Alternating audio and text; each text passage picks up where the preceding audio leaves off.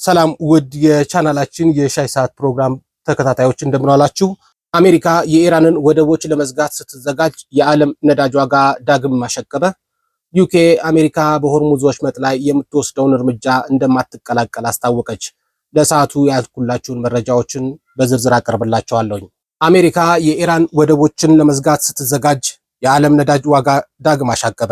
በአሜሪካና በኢራን መካከል የተደረገው ውይይት ያለ ስምምነት መጠናቀቁን ተከትሎ ፕሬዝዳንት ዶናልድ ትራምፕ የኢራን ወደቦችን እንደሚዘጉ ከዛቱ በኋላ የነዳጅ ዋጋ በበርሜል $100 በላይ አሻቅቧል። የዓለም ነዳጅ ዋጋን የሚተምነው የብሬንት ድፍድፍ ነዳጅ ዘይት በ7.3 በመቶ ጭማሪ በማሳየት $102.3 ተሸጧል። በሳምንቱ መጨረሻ ላይ የተደረገው ድርድር አለመሳካቱ የዓለም የኃይል ቀውስ እየተባባሰ ሊሄድ ይችላል የሚል ስጋትን አስነስቷል። ባለፈው ረቡዕ ዋሽንግተንና ቴህራን የሆርሙዝ የባህር ወሽመጥን የንግድ መተላለፊያን ለመክፈት የ2 ሳምንት የተኩስ አቁም ስምምነት ላይ ከደረሱ በኋላ የነዳጅ ዋጋ $100 በታች ወርዶ ነበረ። የዓለም 1/5 የነዳጅ ዘይትና የተፈጥሮ ጋዝ ጭነቶች የሚያልፉበት የባህር ወሽመጥ ኢራን በአሜሪካና በእስራኤል የተከፈተባትን ጦርነት ተከትሎ ከዘጋች በኋላ የዓለም የኢነርጂ አቅርቦት በከፍተኛ ሁኔታ ተስተጓጉሏል።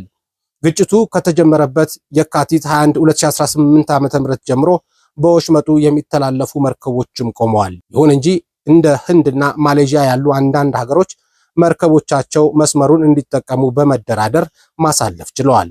የአሜሪካና የኢራን ድርድር በሆርሙዝ የባህር ወሽመጥ በኩል የሚደረጉ የነዳጅ መርከቡ ጉዞዎች መስተጓጎል ያስቀራል በሚል በርካቶች ዘንድ በጉጉት ተጠብቆ እንደነበረ በሲንጋፖር ናያንግ የቴክኖሎጂ ዩኒቨርሲቲ የምጣኔ ሀብት ባለሙያ የሆኑት ቹ ዮሂ ለቢቢሲ ተናግረዋል። የነዳጅ ዋጋ እንደጨመረ የመቀጠሉ ዕድል ከፍተኛ ነው፣ ምክንያቱም አሁን የሚጠበቀው ገዳ ሙሉ በሙሉ ተግባራዊ መሆን አለመሆኑ የመርከብ መስተጓጎሎች መቀጠል አለመቀጠላቸውና የዲፕሎማሲ ጥረቱ እንደገና መጀመሩ ላይ የተመሰረተ ነው ብለዋል። በኢሲያ የሚገኙ ዋና ዋና የአክሲዮን ገበያዎች ሰኞ ዕለት ጠዋት ላይ ቀንሰው ታይተዋል። በጃፓን የሚገኘው ኒኬይ 225 በ1 በመቶ ቀንሷል። የደቡብ ኮሪያ ኮስፒ ደግሞ በ0.8 በመቶ ቅናሽ አስመዝግቧል። በኢሲያ የሚገኙ ሀገሮች በተለይ ከመካከለኛው ምስራቅ በሚወጣው ነዳጅ ላይ ከፍተኛ ጥገኛ በመሆናቸው የኢራን ጦርነት ያስከተለውን መዘዝ ተከትሎ ከፍተኛ ጉዳት ደርሶባቸዋል። የአሜሪካ አክሲዮንም ቅናሽ ያሳያል ተብሎ ይገመታል።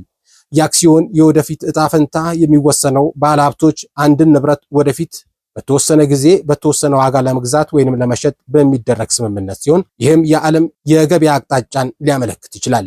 ባለሀብቶች በግጭቱ ውስጥ ለተከሰቱ ለውጦች ምላሽ ሲሰጡ ባለፉት ሳምንታት በዓለም ዙሪያ ያሉ የኢነርጂ ዋጋዎችና የፋይናንስ ገበያዎች ከፍተኛ ለውጦች አሳይተዋል።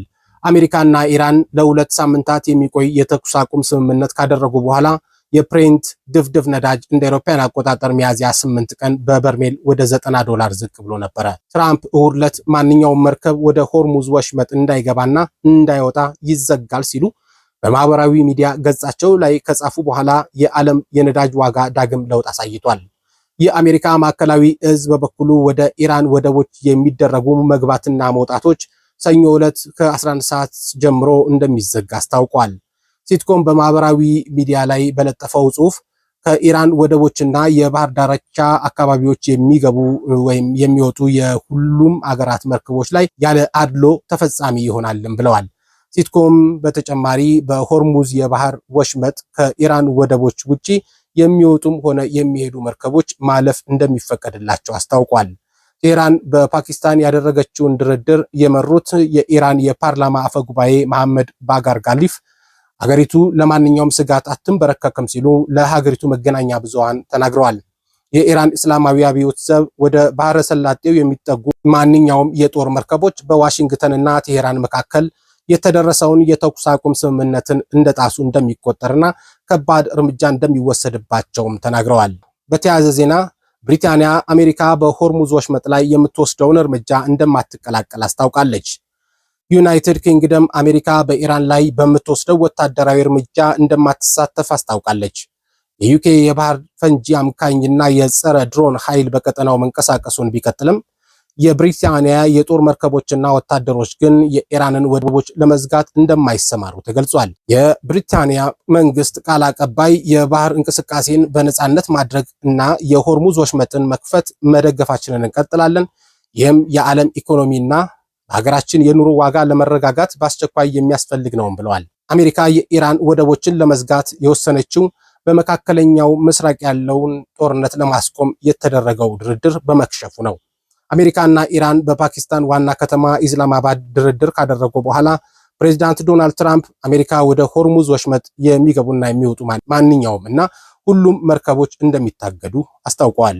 ከዚህ በኋላ የአሜሪካ ማዕከላዊ እዝ ሴትኮም ጦሩ እግዱን ያለ ልዩነት በአረቢያና በኦማን ባህረ ሰላጤን ጨምሮ ወደ ኢራን ወደብ የሚገቡና የሚወጡ መርከቦች ላይ እንደሚፈጽም አረጋግጧል። ሴትኮም አክሎም የአሜሪካ ኃይል ከኢራን ወደቦች ውጪ የሚገቡና የሚወጡ የመርከቦች እንቅስቃሴ ላይ እንቅፋት እንደማይሆን ገልጿል። ተጨማሪ መረጃዎች እግዱ ከመጀመሩ በፊት ለንግድ መርከቦች በይፋ እንደሚያሳውቅም ጠቁሟል።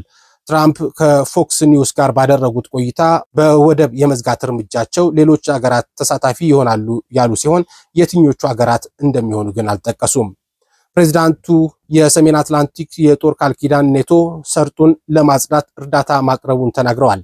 ትራምፕ አሜሪካ የባህር ፈንጂዎችን የሚፈልግ ኃይል እንደምታሰማራና የኔቶ አባል አገር የሆነችው ዩናይትድ ኪንግደምም ይህንኑ እንደምታደርግ ገልጸዋል። ዩኬ እና 2 የሚሆኑ ሌሎች ሀገራት ፈንጂ አምካኝ እንደሚልኩ ተረድቻለሁም ብሏል። 20 በመቶ ገደማ የሚሆነው የዓለም ነዳጅና የተፈጥሮ ጋዝ የሚተላለፍበት የሆርሙዝ ወሽመጥ የካቲት 21 2018 ዓ.ም ኢራን፣ አሜሪካና እስራኤል በጥምረት ጥቃት ከፈጸሙባት በኋላ ዘግተዋለች። የዩናይትድ ኪንግደም ጠቅላይ ሚኒስትር ሰር ኪር ስታርመር በዚህ ጦርነት አገራቸው በወታደራዊ ተሳትፎ እንደማይኖራት ደጋግመው ተናግረዋል። በአንጻሩ ዩኬ በኢራን እርምጃዎች ምክንያት የዓለም ነዳጅ ዋጋ በማሻቀቡ ወሽመጡን እንዲከፈት ወትውታለች። አገሪቱ ከፈረንሳይና ከሌሎች ሀገራት ጋር በመሆን መርከቦች በነፃነት እንዲንቀሳቀሱ ለማህደረ ሰፊ ጥምረት ለመፍጠር እየሰራች መሆኑን አስታውቃለች። አሜሪካና ኢራን በፓኪስታን እስላማባድ ባደረጉት ድርድር ዩናይትድ ኪንግደም ባትሳተፍም ጠቅላይ ሚኒስትር ስታርመር ንግግሩ ካለ ውጤት ከተበተነ በኋላ በመካከለኛው ምስራቅ ጦርነቱ ከዚህ በበለጠ እንዳይስፋፋ አስጠንቅቀዋል። ለሰዓቱ ያስኩላችሁ የሻይ ሰዓት መረጃችን ይህ ናቸው። በሚቀጥሉት ሌሎች አዳዲስ መረጃዎች እስከምንገናኝ ጤና ይስጥልኝ። ጤና ይስጥልኝ ውድ አድማጮች፣ በመጨረሻም አንድ መልእክት አለኝ። ብዙ ጊዜ ቪዲዮዎችን ለቃለውኝ፣ ነገር ግን በቪዲዮዎቼ ላይ በተለይ ሰብስክራይበር እየበዛ ነው፣ ጥሩ ነው። ነገር ግን ቪዲዮዎቹ ላይ ያሉ ሀሳቦችን ብዙዎቹ እየሰጡ አይደለም። እንደዚሁም ቪዲዮን ላይክ ማድረግም ብዙዎቹ እየተሳተፉ አይደለም። ምናልባት በቪዲዮ ላይ ያላችሁ ቅሬታ ካለ እንደዚሁም ደግሞ ማንኛውንም ሀሳብ በኮሜንት ሀሳብ ቢያካፍሉን ለፕሮግራማችን ጥራት እንዲሁ ለማሻሻል ስለሚጠቅመን ፕሮግራማችንን እስከ መጨረሻው የተመለከታችሁ ሰዎች እንዲሁም ይህንን መልእክት ያዳመጣችሁ ሰዎች እባካችሁ ስለ ፕሮግራማችን ያላችሁን አስተያየት በኮሜንት ባሩ ላይ ብታካፍሉን በትልቅ አክብሮት እንጠይቃለን። እንደዚሁም ፕሮግራሙን ከወደዳችሁት ላይክ አድርጉት። እንደዚሁም በቻናላችን ቤተሰብ ካልሆኑ ሰብስክራይብ በማድረግ ቤተሰብ ይሁኑ። በተቻለ መጠን አስተማሪና እንደዚሁም መረጃዎች ጠቃሚ የሆኑ መረጃዎችን በተቻለ መጠን በፍጥነት ለማድረስ እንሞክራለን። የእናንተው ወዳጅ አቤል ወርቁ ነኝ። እስከዛው ጤና ይስጥልኝ።